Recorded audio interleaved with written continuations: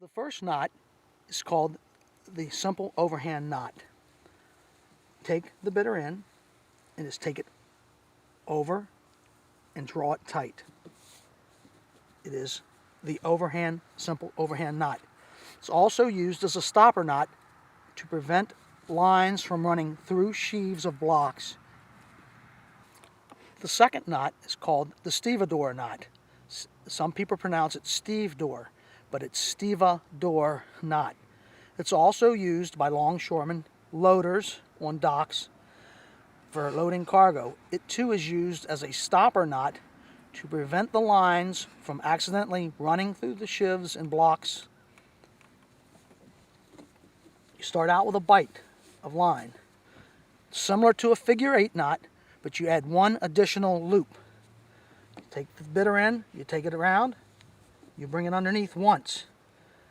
If you bring this through, you have a figure 8.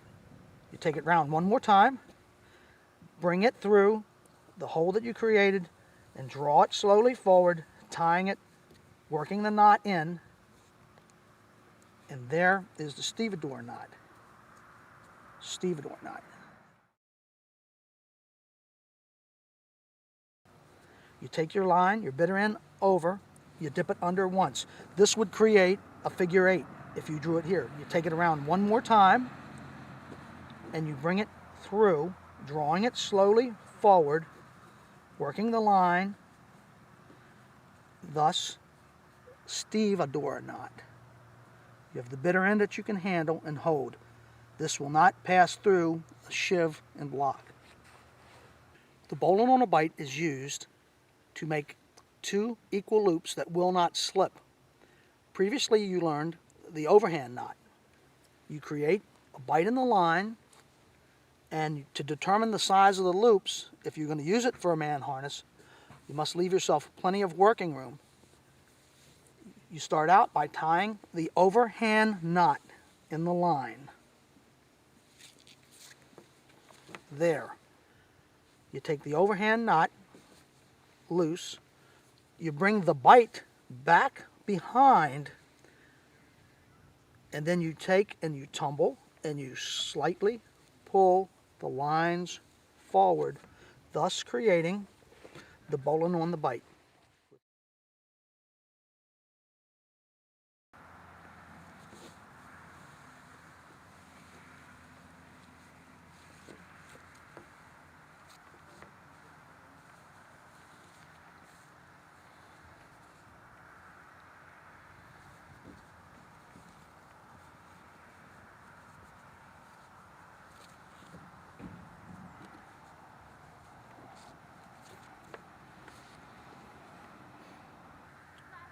The fourth knot is the timber hitch.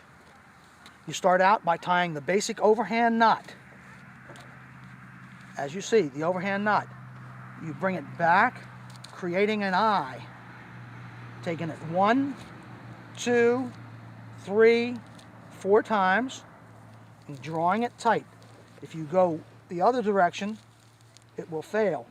You're creating an eye. Again, you're here. You start tying an overhand knot, drawing it up, creating the eye, and going in the same direction 3 to 4 turns, creating the eye. Thus, the timber hitch, 3 to 4 turns. It's used for pulling masts, spars, or towing in water. The fifth is the rolling hitch, and it's similar to a clove hitch. It's tied, it gives added strength by adding one additional loop to a clove hitch. It starts out with one loop, a second loop, and you draw it across, drop it down, and create the loop that comes up through, which is the rolling hitch. It's nothing but a clove hitch with an extra round turn. One more time. You start out by dropping a line over, taking it once, taking it a second time around, dropping it over the top. The loop that you create, just put your hand through, and you've got the rolling hitch. It gives you added strength. This being the working end, this being the bitter end or the standing end. See the tension that it gives for the rolling hitch. One of the knots is the marling hitch, or reefing hitch is used. You take, if you're right-handed, you can turn half hitches in. Again, it's called the marling hitch. A series of half hitches. And if you're left-handed, you just turn them the opposite direction. You turn them away from you, which you're getting the same effect. The same effect.